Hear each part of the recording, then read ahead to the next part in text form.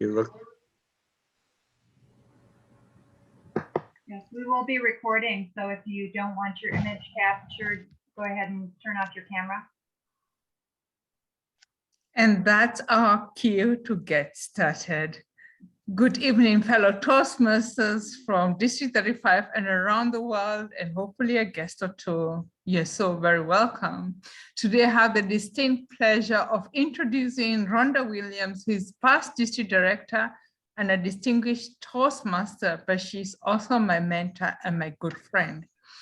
In August of 2014, she was presented with the Excellence in Marketing Award by Toastmasters International for her role in leading District 35 to a distinguished district status. In 2013 and 2014, District 35 membership payments grew by 12.4% against a goal of 3%, which remains a record in our district. This evening, Rhonda will present new marketing information provided by Toastmasters International, and together we'll explore ways to attract new members to our clubs by creating a message that is targeted to specific member personas. With that, please help me in welcoming to the virtual lectern my mentor, dear friend, distinguished Toastmaster, Rhonda Williams. Yay! Thank you. Thank you so much. Thank you. I'm so excited to be here this evening.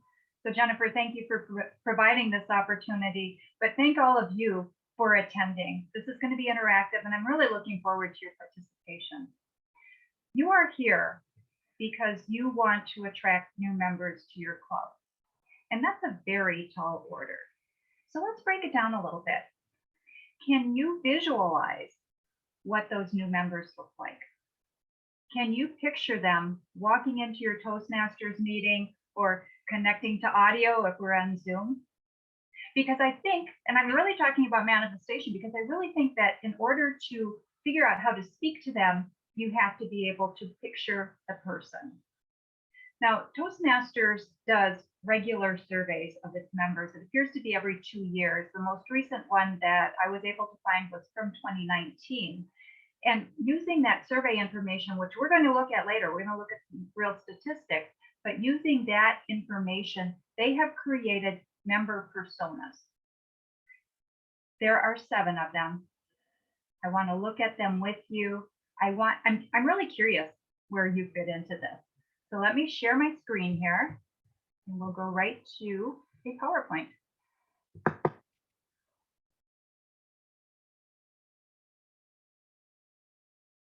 I believe this is where I want to be. Where is it? Where is it? No, this is where I want to be.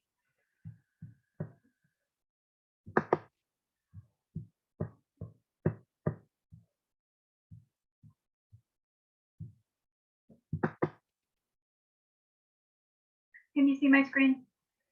I just want to verify. Yes. Okay. We're going to do a slideshow. And the first, there we go. The first member persona is the student. Now, this is a small part of the population. It's 6% of the member population. And go ahead and read through some of the characteristics. It might look like some of the members of your club, as I said, it's a smaller member of the group. Depending on the makeup of your club, this might be a larger group. If you're a college club, or if you're located near a campus, you might have a lot of people that fit this age group of 18 to 24. And being a student, I'm sorry, I was distracted by somebody trying to come in. But we do have students that are part of our member makeup. And then we've got 12% being the early career enthusiast. Now, if you look at the details of this person, he's more likely to be male. He's going to be a little older. The student was up to 24 years old, 18 to 24. This person is 25 to 44. Notice that this person has a college degree. He's enthusiastic. He's ambitious. he wants to move up. So I want to picture him walking into your Toastmasters meeting and think about how he would interact with the people that are already there. I mean, he would probably start to work the room. He feels more confident. He's going to go up and shake people's hands and introduce himself and probably, fit in fairly seamlessly. Now, it does say that he might not speak English as a primary language. You're going to see that on a lot of these slides, and I think it depends on where you are. But let's not forget that target market of people who are working to improve their English speaking skills. These surveys are conducted worldwide. So if some of these don't fit what you're seeing, so be it. But, they are pretty accurate. I'm going to prove it to you in a little bit, I promise. Now pay attention to his age, 25 to 44, when we look at the next person, the striving associate. The striving associate is more likely to be female, but in the same age group, also college educated. She's enthusiastic, but she's shy and a little socially awkward. She wants to advance at work, right? So we've got people in the same age group, both college educated, but a little bit different. So you can picture her walking into the meeting room. She might be a little more reserved, but don't mistake that for not being totally invested in Toastmasters.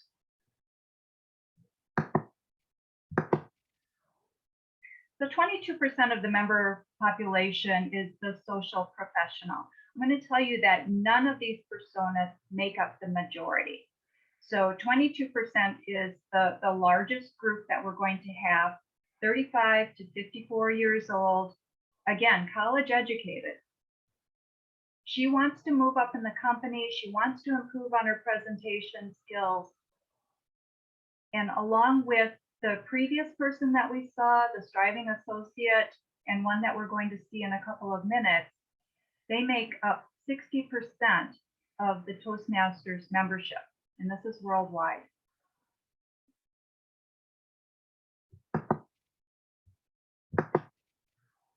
The confident leader, again, a small group, 9% of the member profile. Notice that while she's also college educated, she's 35, skewing up to 64 years old, enthusiastic, self-confident, somebody who's comfortable. But here we start to see people that want to come in, they want to mentor and coach other people. They want to start to give back more than they want to receive benefits from Toastmasters.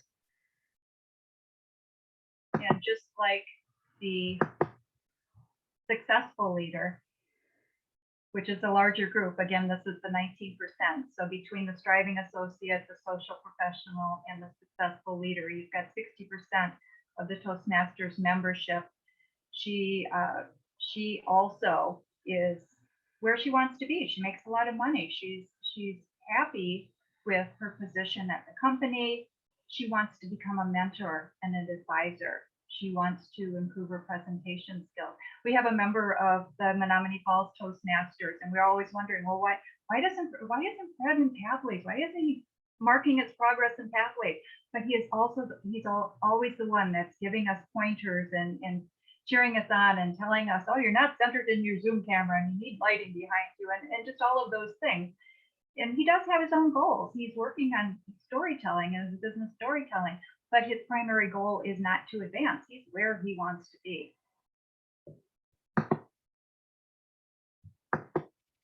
And then the last member persona is the retiree. Again, this is somebody who is 55, 65 plus, college educated. They want to improve their presentation skills, but they might be at Toastmasters just to mentor other people. They want to share what they've got. They might want just the camaraderie of having other people around them.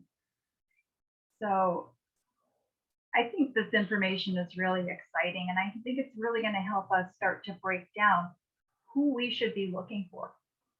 Because if you are a college club, yes, maybe you do want to look for students, but I'm thinking, well, trying to get those 19 and 20-year-olds might not be our target, because it's more likely that we're going to attract members to come join our clubs who are like the members that we already have, right? Mark, do you have your hand up? Yeah, I had a question for you, Rhonda. Yeah. Is there I belong to two social clubs, not corporate clubs. Is there any breakdown or any difference between like social community clubs than with like corporate clubs? You know, I haven't seen that research. I don't know that it is broken down to that level. It's not, it hasn't been made available to me, but I think that's a really good question. And also, as you're looking at these member personas, I'm going to invite you to really fact check. You might have more people that are at the younger age group because you belong to a corporate club, right? And the HR department or the teaching, you know, the somewhere in the company, they're promoting Toastmasters. And so when people are hired, they're saying, hey, we've got a Toastmasters club. You should join it. You should look into the Toastmasters club. So always be fact checking, but I don't really know the answer to that for sure, Mark, but we will be looking at some statistics and looking at where District 35 is and how that fits into what we're seeing here. Now, the idea of this information is to, I mean, this is interesting, right? This is our clubs, and think about your clubs. These are the people that are there. But I want to invite you to use this information to attract new members. But first, why are new members important? Why do we even need new members in our clubs? What are some of the reasons that we want to attract those new members? And you can speak up, you can raise your hand, you can post in the chat, whatever you want to, however you want to communicate that. But I would like to hear from you, because this isn't all about me, this is about you. I'm here because you're ideas people. I knew that we would have people who like to share ideas join us. So. Because of just regular attrition, you know, when people are no longer able to commit the time, then a lot of times they take a break. And I think that the meetings and the club, the dynamics are just improved when you have a larger member base. Yes, yes, you do have people that leave your club for very legitimate reasons. You know, they got a promotion, they had to move across the country. You know, that's a good reason to lose a Toastmaster. Hopefully they've joined another club somewhere else. And you're right, the energy at a club that has a lot of people in it is really exciting. Yuri, I know that you had your hand up. Do you have something to add?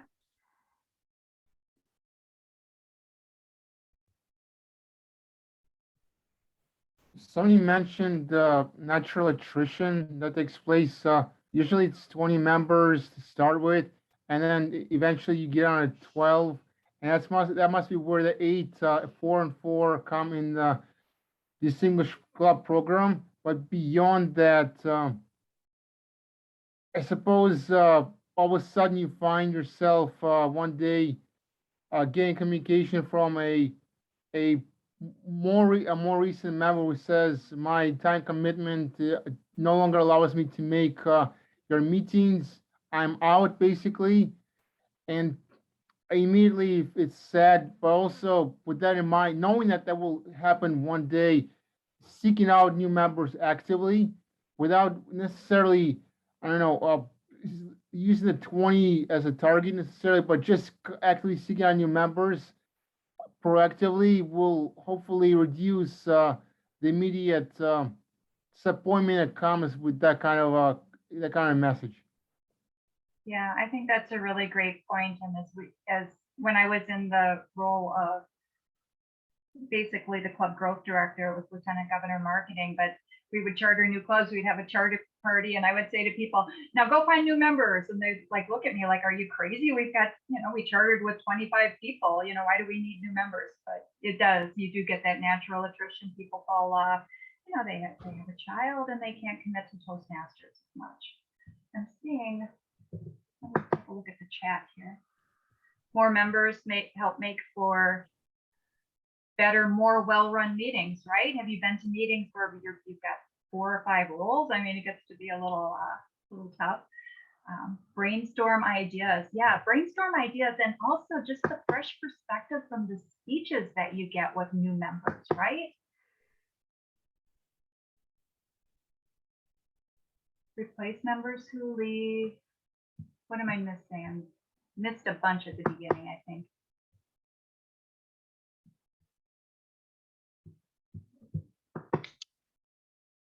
More mentors, more learning, more people to take officer roles, right? And then Yuri touched on something too. Points in the DCP. Who doesn't want points? I want points, right? We need the dues. So really a lot of good ideas. I don't know if I overlooked anything that anyone wants to shout out, but I think it's really important that we realize why it's so important that we continue to look for new members. But it can be a challenge to find new members. I admit that. But I guess what? There are people that are looking for your club. They might not know it though. That's the challenge. There are people that are actually looking for Toastmasters. I am going to share this slide. I absolutely love this picture. It's so provocative. I find it so interesting. So she is looking for something, right? She's got her map, her suitcase is packed, she's ready to go. And she's got a globe, right? She's got the globe. She realizes that with the online platforms now, the whole world is at her fingertips. So she's looking for something. And I know that, you know, there was a time that you were also looking for something. I have to question her use of the crate though. I'm a practical person. I think I would have traded the crate in for a 5-gallon pail. Doesn't make as nice a picture, but then you'd have the pail in one hand, the suitcase in the other. You put the globe and the map in the pail, but you know, that's the, but anyway, she is obviously looking for something and she is ready to go. I was looking for something when I joined Toastmasters. And I know that you probably were too. So what was it that had you looking for Toastmasters? Grace, do you want to answer that question? I do. Unfortunately for me, I only joined October 1st of 2019. So I had a whopping 4 months before we moved online. And I can tell you candidly, I would not have joined online directly. It's only because of the commitments and the people that I met in that 4 months in person that has kept me in Toastmasters. And so I right now, I'm trying to help a charter club start as the membership director. And we are struggling because I bet she's looking for less Zoom in her life would be what I would say. She hasn't got a mask on because obviously it's not a pandemic thing. And right now, the clubs that I am in that are local are struggling to figure out what we're going to do in terms of trying to get back to either in person or some sort of hybrid. Because COVID doesn't appear to be going anywhere in Wisconsin. Okay, that's all valid. But Grace, why did you join in the first place? Because I wanted in-person ability to communicate with other adults because I virtual schooled my kid at home. Okay. Before the pandemic showed up. Okay. All right. So you wanted interaction with other people. You wanted more of a social, more of the socialization. I don't know if I'd call it socialization. I think I'm pretty social. I just thought it was a way to get to meet other people. It was a specialty club and it just met both my needs for that. And it was a good time. I could get there when they were meeting. Okay. I'll take that. Heather, what, you've got your hand up. Yeah, so I am from the Royal Toastmasters, and every other year we have an in-service, and I was sitting in that in-service, and there was a group of 4 Toastmasters that put on the entire production. And I thought to myself, I want to have that kind of not only confidence, but speaking abilities. And so I inquired as to how I would do that. And that was in October of 2018. And lo and behold, I am now the president of our Toastmasters Club. and love every moment of it. Well, congratulations, Madam President. That's absolutely fabulous. That's a You. great story. That's a great story. So somebody is aware that they need something when they find Toastmasters, right? They're looking for something. You don't just stumble into Toastmasters. So there's an awareness that you're looking for something. So they start to Google, right? You get on Google, any search engine. If you do enough Google, you're going to find Googling or whatever, searching, you're going to find Toastmasters. It's going to come up as, speaking, leadership. Toastmasters does a really fabulous job of getting the brand out there, pushing the brand out there to make sure that people are able to find Toastmasters if they're looking for something. And I think it's so important that we realize that we've got competitors, right? There are other things, there are other products out there that are going to help you learn to speak better, to be a better leader, a better communicator. So the big question is, why is the Toastmasters brand so important? How does the brand help us? And as you think about that answer to that question, think about the fact that as officers of a club, we promise that we are not going to misuse the logo, the name, we're not going to misrepresent it. As a member of a club, you take a promise, right? You take a Toastmasters oath that you are going to represent yourself at a Toastmasters club. You're going to come prepared, you're going to participate, you're going to support your other club members. Why is this brand so important? Carol, are you answering that question for us? Yes, it's important because you don't have to reinvent the wheel. There is a structure in place, it works. And you don't have to reinvent the wheel. Every step you take in Toastmasters, there's training for it, there's support for it, so everyone can move forward. Absolutely, that's a great answer. I mean, we do so much to ensure that we've got good quality programming. Toastmasters International puts a lot of effort into the educational materials so that when somebody is out there and they're searching for the answer to their problem, they're going to come across Toastmasters at some point, and they're going to get a really positive impression of our organization. And we're all part of that. So it's so important that you really understand how the brand protection and why can't we make our own materials? Why can't I make a sweatband with Toastmasters on it? It's all part of the brand protection. So people are out there looking for Toastmasters, and all of a sudden they stumble across a club and they check it out. Well, I am going to stop sharing for a moment, and I'm going to tell you how I came to Toastmasters. I was working at a bank, MBNA Bank, part of Bank of America now. I was outside of Philadelphia, near Wilmington, Delaware. And I have to tell you that the East Coast corporate environment just about swallowed up this poor little Midwestern girl. Because where I was, you had to blow your own horn.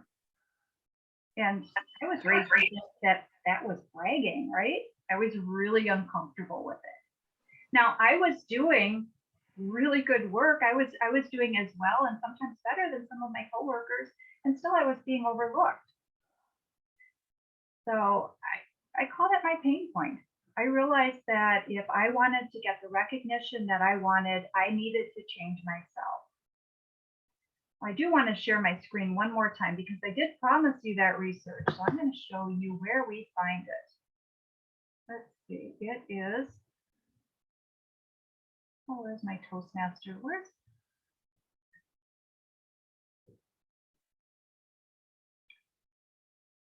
I just want to get to the internet. Go here and see if I can find it from here.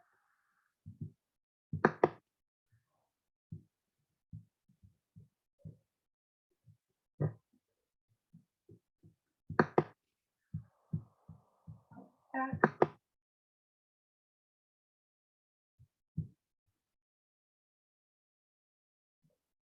So where this member persona information can be found, it's actually under Leadership Central and Training under the Marketing tab, New, and all of this information is here.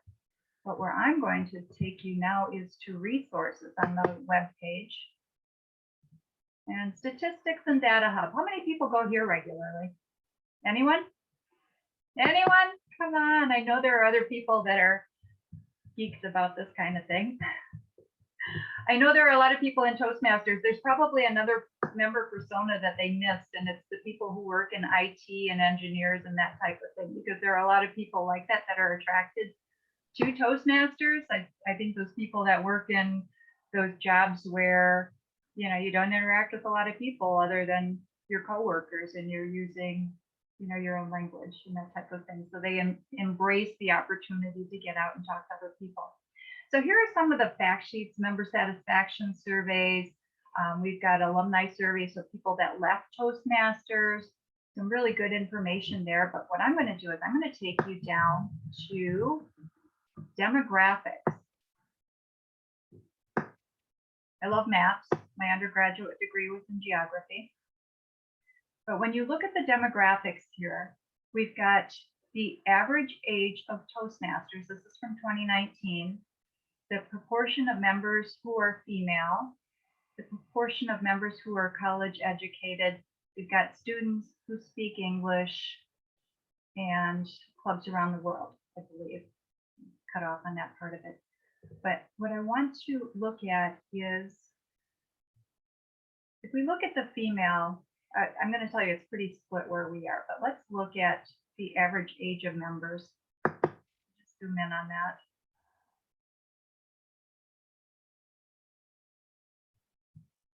And I'm going to scroll down so that you can see.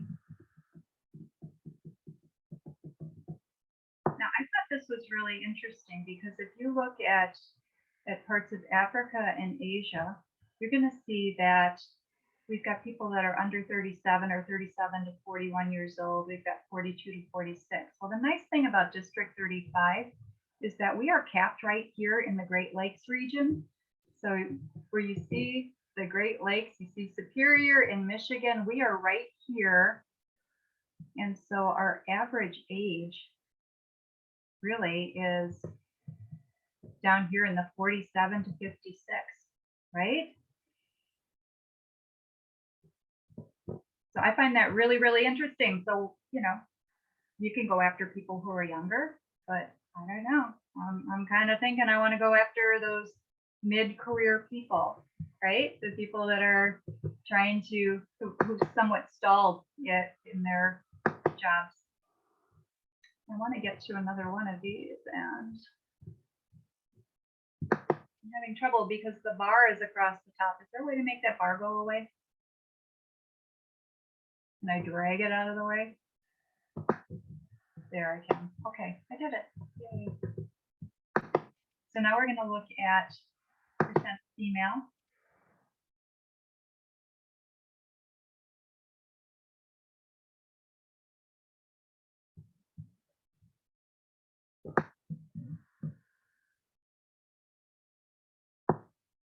It's loading slowly, but I'm going to tell you that we are pretty evenly split between men and women. We're actually at the 56 to 60% of our members are female as compared to men. I'm thinking if I close a couple of these, it might load again more easily. And then we're going to look at the college educated, because I think that again is very telling. So even compared to our neighbors slightly to the west of us and slightly to the east, we've got a fairly strong 81 to 85% of the members in District 35 are at least a four-year college degree. So to me, this makes me think, okay, so who are we going to target to find new members? So when I was working at MBNA, I had stalled out. I was that striving associate. I was the person who couldn't get noticed. Had I seen Toastmasters marketing material that said, become a better leader, become a better communicator, I might have thought that's really nice, but how's that going to help me? That's not going to help me, right? But if I had seen something, and Facebook wasn't around then, I'm giving my age away, it wasn't Facebook, but if I had seen a flyer, a website, if I had seen anything that said, are you tired of being overlooked at work? Yes, I am. That would have hooked me, right? So here's where it's going to get really interactive. I want you guys to help me out. So how can we rope Rhonda in to Toastmasters? How do we respond to that? If we had something that said, tired of being overlooked at work, what would the next line be? What would the response be? We can teach you some strategies for communicating effectively and getting positive attention. I like that. I like that. I just made that up. Yeah, well, that's what we're here for, right? Because you want to make it sweet and elegant, right? So ABC Toastmasters will teach you to speak up and look good doing it, right? What about other people that have stalled out in their careers? What else could be a pain point for them?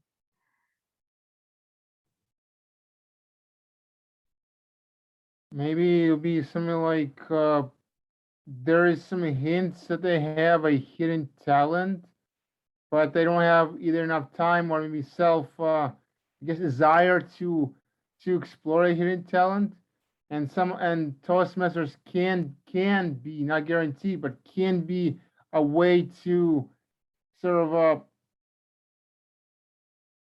push that inner talent out, so it becomes more and more evident, and then consciously, once it's clear, once it's noticed, once it's recognized, then a talent somehow becomes makes a person realize that the job they have, they don't have to do it, and they can focus on the talent that they only found out they really have with the help of Toastmasters, which can all take a few months, but the prospect of that can be appealing to at least appealing much of the time.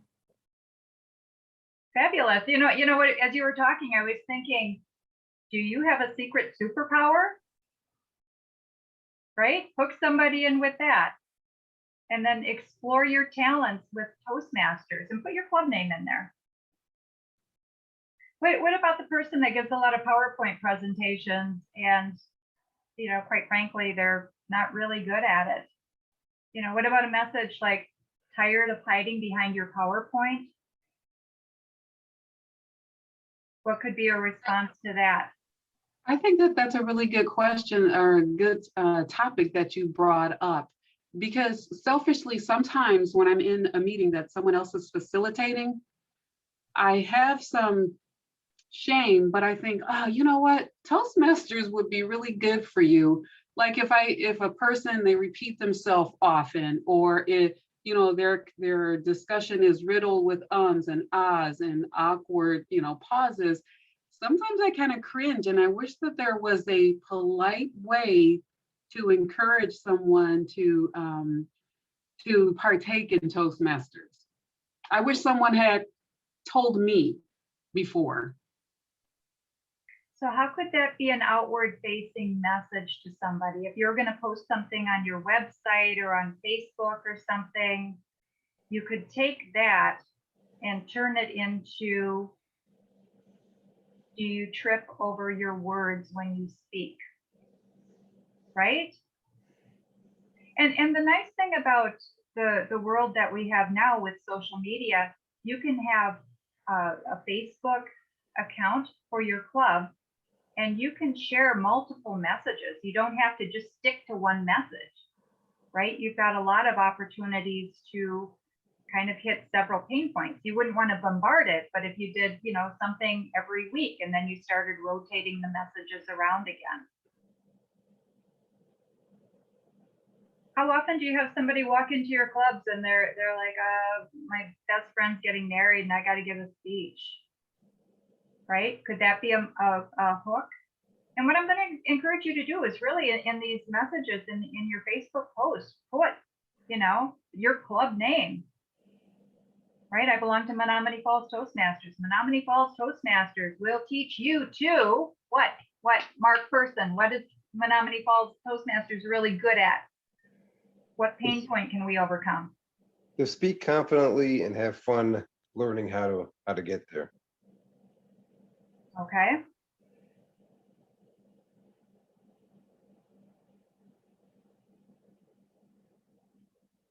So we have fun doing it.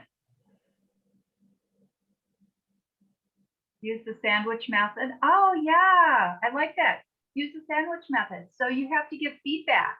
What if you give people reviews, annual reviews? You've got to, or you're trying to give feedback to your company. Learn how to do it tactfully, that is received in a positive way.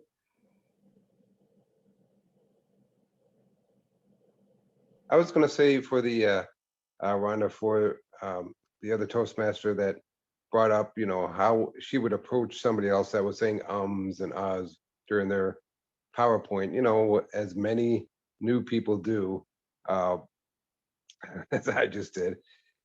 Just walk up and say, you know, you remind me of me before I joined Toastmasters. Toastmasters helped me overcome using ums, ahs, and using pauses and other things instead, so I could at least look like I know what I'm talking about, and it helped me speak more confidently. Would you like to learn more about our club? And just leave it, you know, as simple as that. Don't oversell it, but just share something personally that happened to you and say, hey, this may help you too. That way, you kind of showing you care. I like that, Mark. Thanks. Yeah, I think that works really well, good in interacting on a one-on-one basis. And I've done that several times when I was working, is you compliment the individual on the presentation that this good, but say, I think it could be improved by doing this, and Toastmasters can help you with that because you've got a lot of potential. You know, the material you're presenting is great, but Toastmasters can help you be even better. And then that could also morph into a marketing message that you put on Facebook, right? You know, do you want to know that you nailed it? Or, you know, something along those lines. So again, you know, think about what it is that your pain points are. Talk to your club members. You know, what is it that drew you to Toastmasters, or what have you learned from Toastmasters? And also I want to invite you to think about what your club does really, really well. Because if you have a club that does really fabulous table topics, figure out ways that you're going to promote your table topic sessions. You know, learn to respond, get called on in a meeting and feel embarrassed. Learn how to respond through ABC Toastmasters table topics, the table topics challenge, right? And then people are going to come to your club, they're going to go, what's the table topics challenge, right? They're not only going to come thinking, oh, through osmosis, I'm going to become a better speaker, but I'm here because I'm going to learn that table topics thing. Susan, you had your hand up for a moment. Do you want to say something? I wanted to make a comment about the person who we might be watching the presentation and they could really use Toastmasters. So often those are people who are getting started in their own business. If you take a webinar online or participate because somebody recommended a TED Talk or something to you, if you watch at the end, they're always advertising who they are. They want you to contact them so that they can get more business from you. I have many times made note or done a quick screenshot of that business card and then sent them information about Toastmasters. I don't really care so much if they join my club, if they're elsewhere. This was before when it wasn't all virtual, including virtual.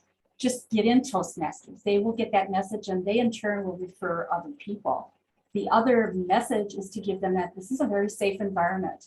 Our clubs are not huge 200 people audiences that you may at work be required to speak in front of. You start with your own club. You can use one of your speeches to practice a message that you have to give to your company coming up. And you're going to get feedback. It's in a safe environment. You'll share a few laughs. People will learn from you, and you'll learn from the comments you get. So I think feedback in a safe environment and just reaching out to people because they don't know what they don't know.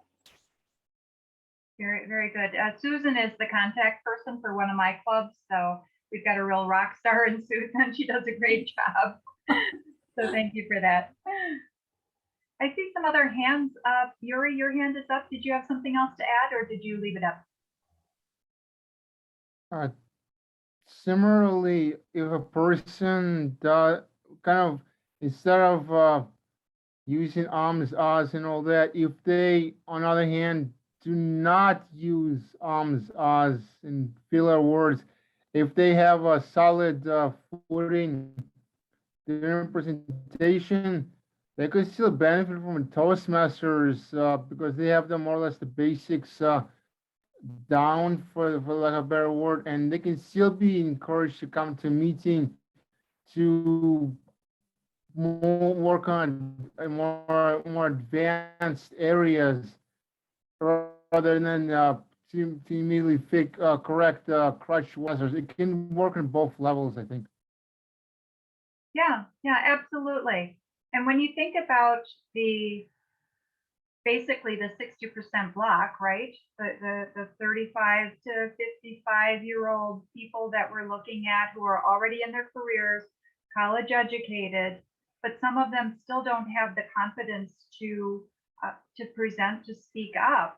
You know, think of how you might send out a message to market, because you know what we're talking about now is a lot of one-on-one. I'm going to approach people that I work with and that type of thing. But when you do that, I really want you to start to think about how can I make this a bigger message that we can post on Facebook, our web page, we can put on whatever other accounts we've got. And I'm not a social media person. I will leave that to the experts.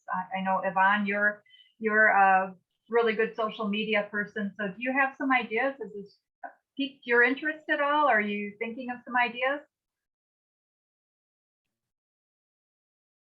Yes, I had a few in the chat where I said,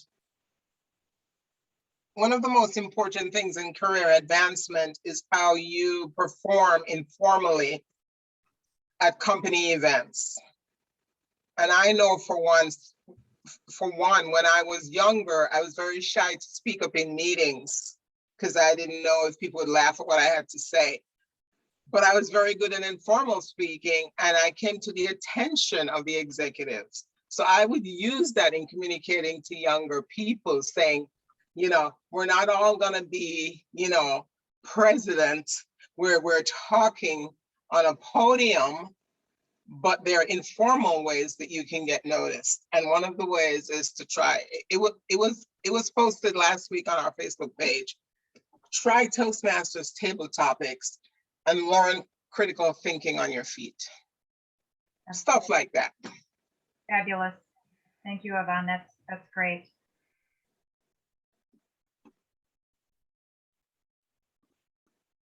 Anyone else have something to add? And if you've got ideas too, for Jennifer's benefit, if you've got ideas about future education programs that you'd like to see somebody present, or if you've got some ideas that you want to present an education program, also put that in the chat. I know that she'll save it at the end, and it's you know, it's an opportunity to share ideas. Ray, our guest, This is District 16 and 60 and wherever else you're from. Ray, do you have anything you'd like to add? Well, I have a couple of things I'd like to add to the conversation. And one of them is, when you're out and about, how many of you wear your Toastmasters badges? Just the pins, the Toastmasters pins on a collar or on a shirt, or wear a shirt that has Toastmasters across it. You're invariably going to get asked, what is Toastmasters? I've heard about it, or I've seen it. It's been recommended in a book, but what is it? And I typically look at the age group, younger college people. I would say, you want to improve your grade? There you go. You want to get the attention of your professor? then learn how to give that excellent presentation that's concise and clear and communicated very, very well. That will help you. If it's an older person, perhaps my age, how many funerals have you been to lately? How many weddings have you been to lately? Where you wanted to stand up and say something, but your palms are sweating, your heart's beating out of your chest, and you just can't make your legs work and you can't stand up? You didn't get to say what you wanted to say about your friend, did you? Toastmasters can help you with that. Fabulous. Thank you so much. Remember the pins they asked me about Toastmasters? How many people are brave enough to wear those? Ask me about Toastmasters. What's Toastmasters? The world's leading nonprofit that will teach communication and leadership skills to any person who chooses to join a club. Intrigue them and lure them in, right? Craig Carpenter, we haven't heard from you. How are you marketing Toastmasters these days?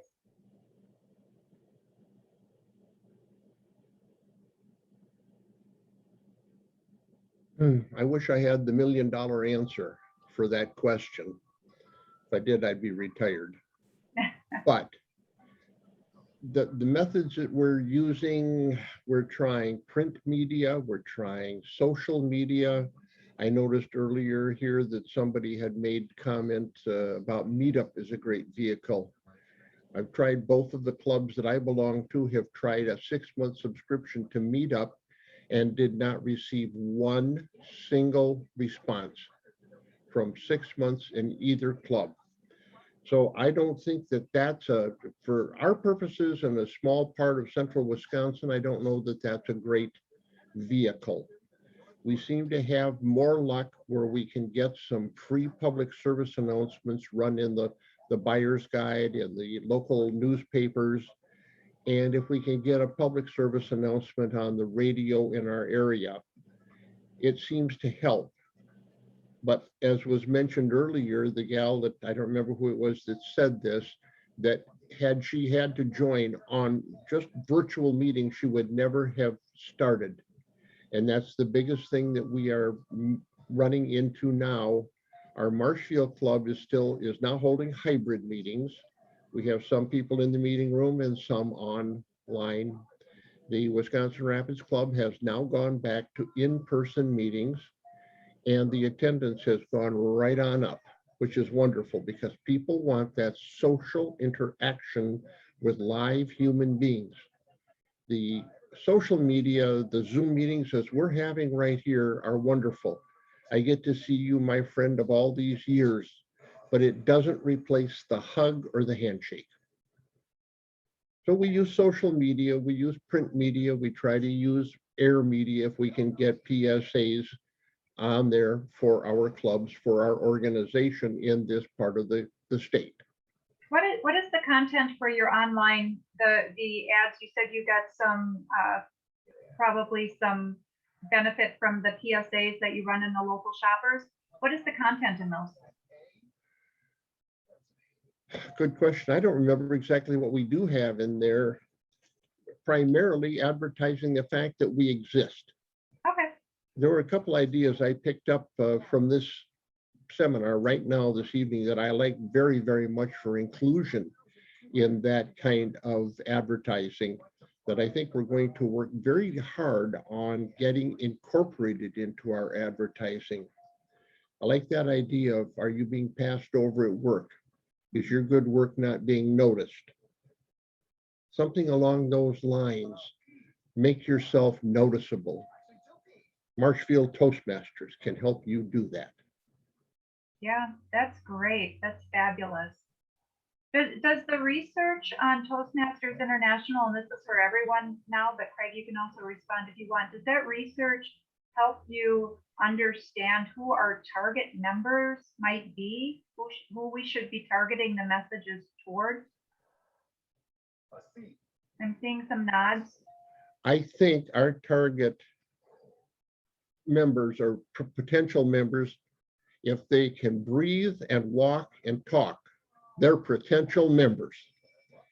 And the only thing I don't think we can do is stand on the corner with an application blank and a Smith & Wesson 45 and say, here, sign this. I would, until you mentioned the weapon, I was like, well, why can't you stand on the corner with an application? You might get some positive attention. I think anything to get attention, I think is really great.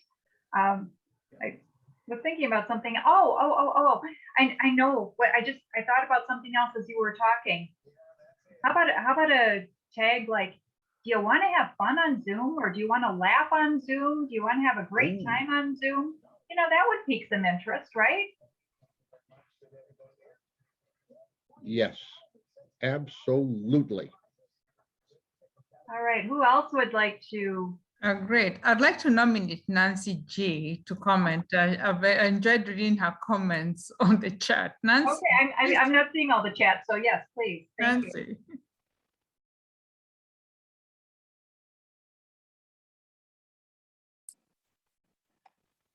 Okay, I'm not quite sure what you're looking for. So start me off.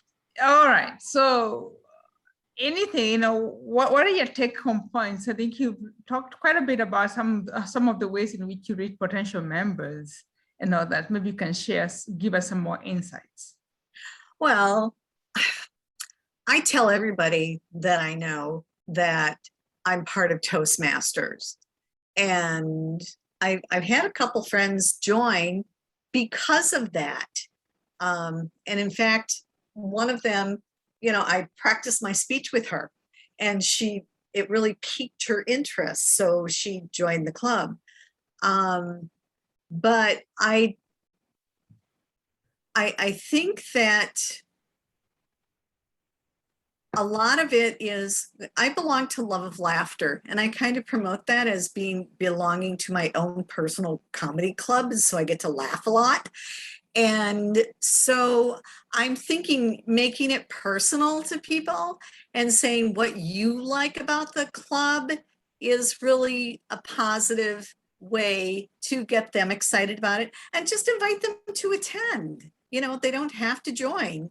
We've been meeting online, and we've gotten people from, you know, who are Toastmasters from across the US and Australia. I think we had somebody from India.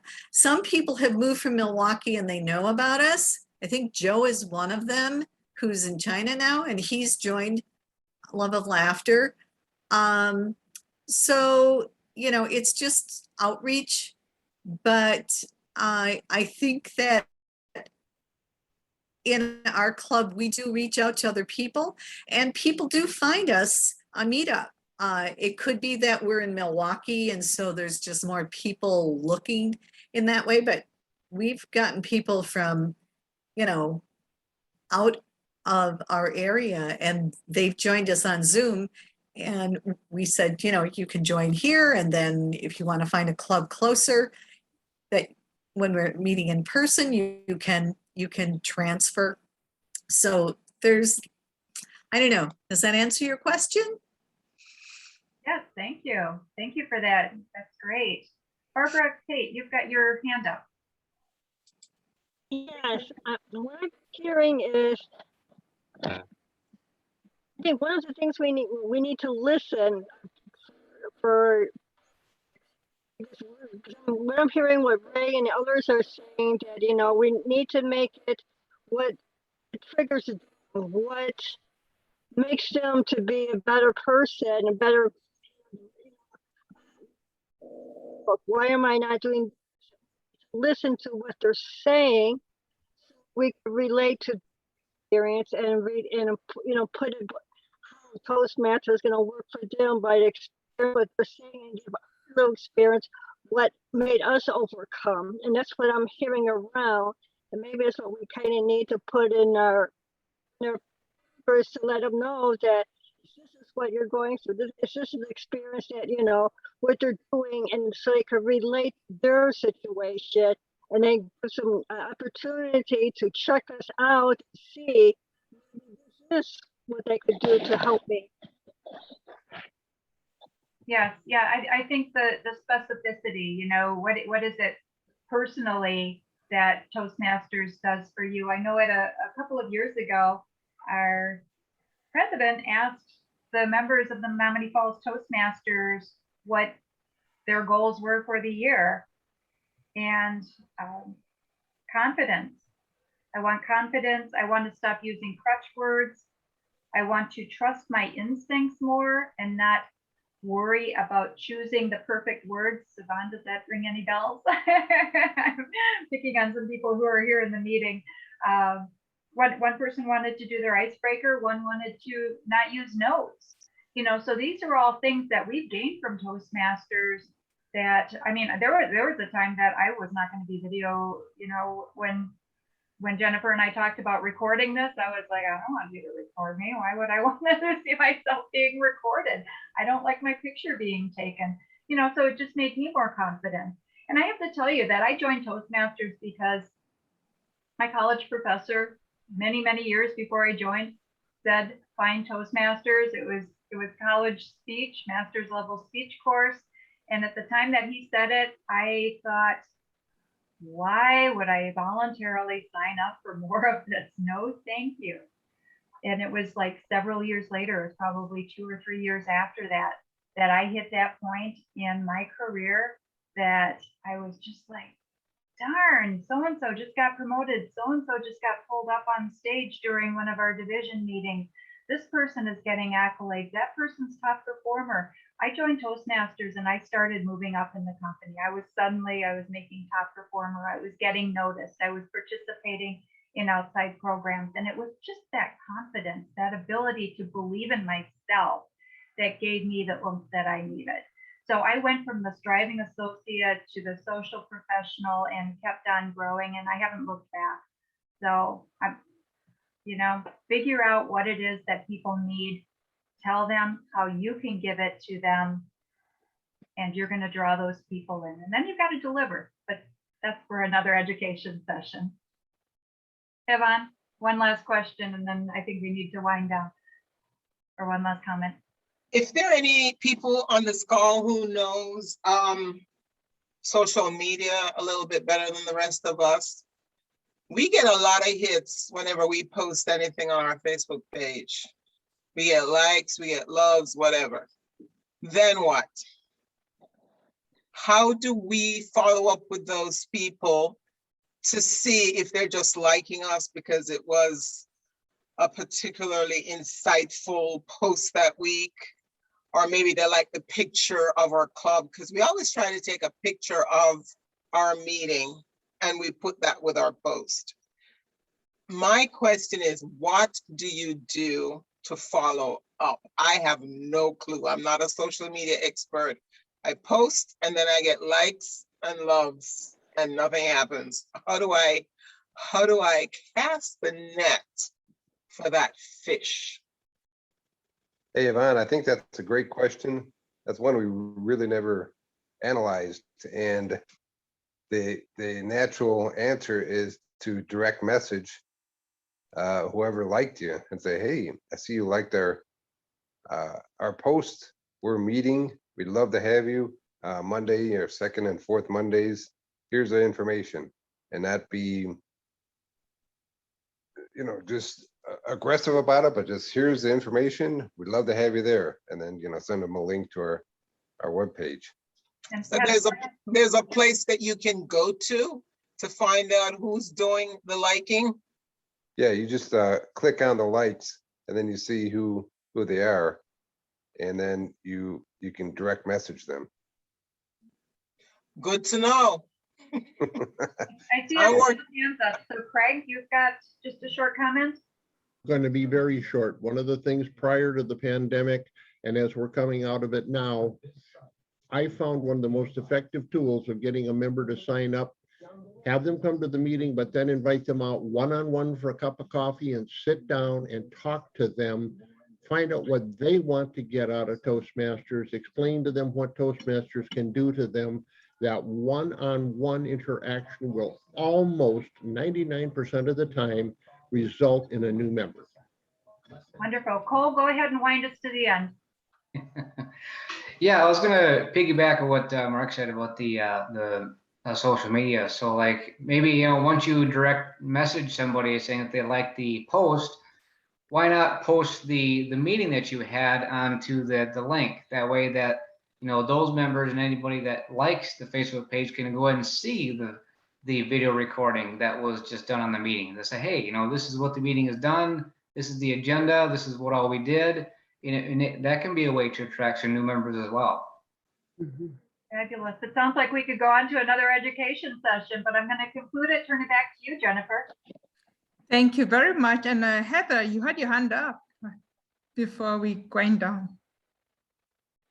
Yes, I was just going to say the same thing about having a template to direct message for people that are interested, and just making sure that we're letting potential members know that there's no commitment.